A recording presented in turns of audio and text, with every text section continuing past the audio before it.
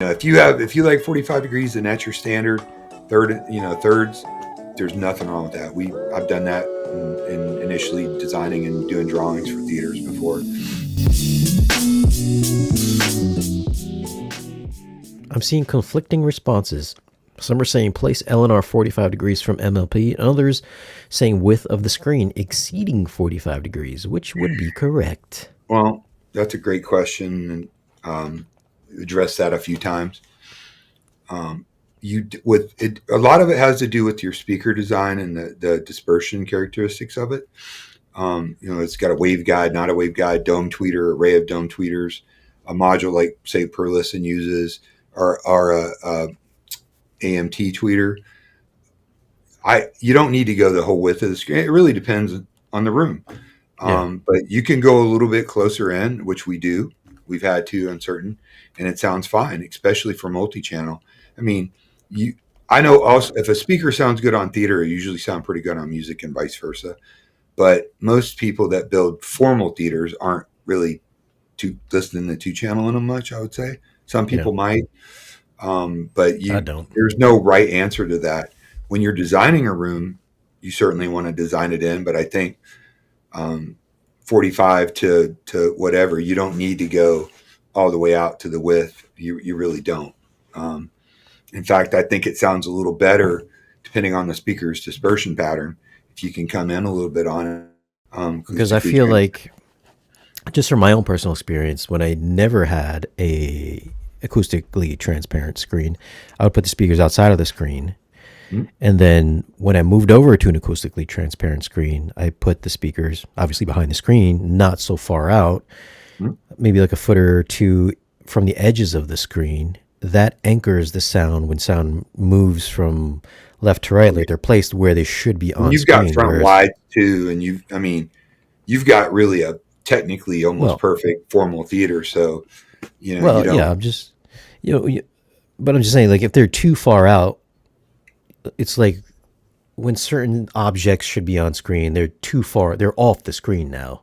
Like, I don't care if I know there's always going to be a compromise, especially with TV screens, but I feel like if you're watching on a TV and it's outside of the edge of the TV, I feel like that object is no longer coming from your screen. It's come from just way far off from where your visuals are. Again, man, that, if it's a really good speaker and you're out a little bit further, if it images really well if a speaker, you're left and right, if you just play them as a stereo pair and they image and you get a phantom center, you're usually pretty good.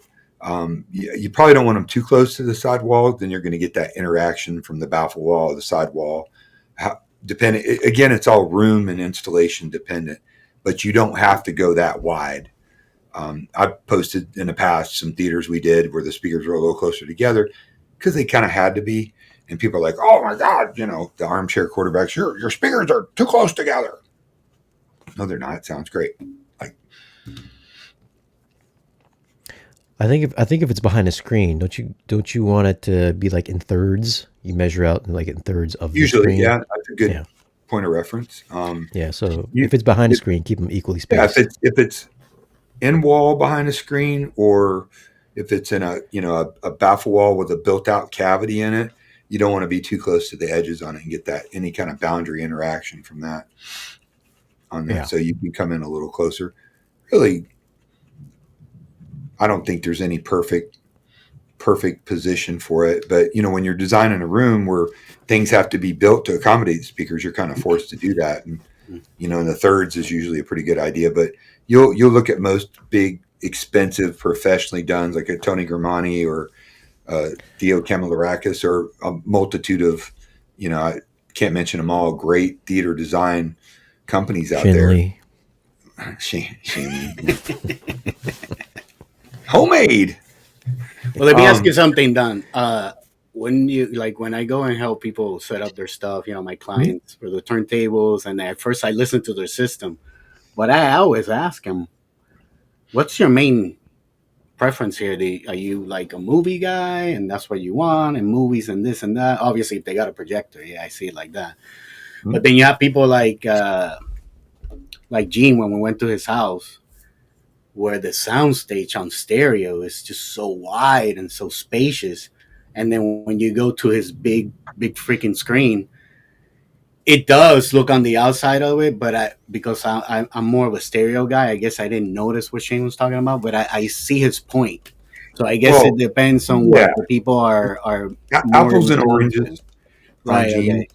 You know, I designed that theater with Gene, and Gene's like me. He's really he loves two channel. Yeah, I love that He too. likes looking at speakers. I know a lot of people professionally. I always have to hide the speakers.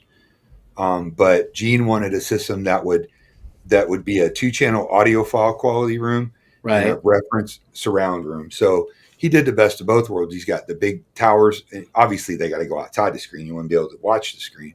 And then Yeah. we have the center channel, which is vertically mounted in a kind of a baffle wall Hmm. that is behind the screen. So that anchors, all things being equal, the center channel vertical, closer, if not identical to the left and right, pointing right at you is always the way to go. We know that, especially in Gene's room is 25 deep by 20 wide. So he's got enough space to do that and still keep the speakers off the side wall, off the back wall. But when you're doing a formal theater, that's usually a movie environment. Not saying you can't listen to music or people don't, Hmm. but Yeah. it's really built for multi-channel. And sometimes your front stage on them, people are going to argue about this. It is what it is. Like when I do my stereo in the front, I like to spread them out a little bit further, depending on the design and the speaker. Um, I like to start off pointing them off access. Um, Now, in a theater, a lot of times your speakers have to be straight if they're architectural. So you have to really figure out the dispersion pattern because if a lot of speakers want to be towed in on access to get their best sound or off access, like a dolly or a speaker like that, a lot of times you're forced to be off access. And somebody asked earlier, why don't you position to see where they sound the best? If you can do that, that's not a bad idea. We do a lot of that. We have for years. If you have like a cavity built, like Youth Man's theater, or maybe even yours, where you could move them. But Yeah. unfortunately, a lot of times we have to predetermine where the speakers are going to go. And again, the dispersion pattern of the speaker, the type of speaker, what you're trying to achieve, all factors into it. So you don't have, again, you don't have to go as wide. If you want a both a audiophile and a movie system, then you've got a little bit more flexibility because it's. I know again, people are coming at me with pitchforks. There's a ton of science goes into these rooms, but there's also the human element, the analog element to it, Right. positioning. Like when you buy $100,000 pair of audiophile speakers and a $50,000 amp and a $50,000 preamp, there's still time. You still have to invest time on positioning the speakers and listening and positioning to get that right, perfect spot on them. You don't always have that luxury in a theater. And a lot of speakers designed for theater use, like an Ascendo or some of the big Mm-hmm. RBHs, are a little bit easier, a little bit more forgiving to place than on that. And again, you're going to be listening to multi-channel all the time. So maybe you don't need the supreme perfect placement as a stereo pair. Would Right. be ideal if you could, but it's not always the case. That makes sense. Yeah. And yeah, yeah, Yeah. yeah, Yeah, because definitely. in all my theater rooms that I've ever built, it's always been purpose driven for movies. Right. Right. Whereas if I was going to use music too, then the placement for my movie setup wouldn't exactly be the most ideal for Right. music. It'd be Like, different. No, I yeah, agree 100%. Yeah. 100%. Can even with the you, same speakers. Shane? Can Yeah, you tilt them inwards? Because you were yeah, saying that you don't like it when it's Can too you tell wide. them?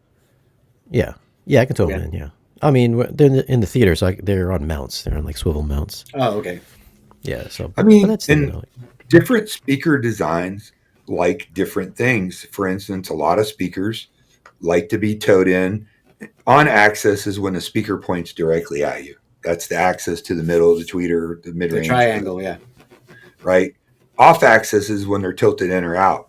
So, and by taking your speaker and pointing them straight off axis, a lot of times with speaker designs that blows up your soundstage. And if it's the right design, it still gives you that intimacy and detail in the listening position. Um, then you experiment, maybe 5 degrees at a time, 3 degrees.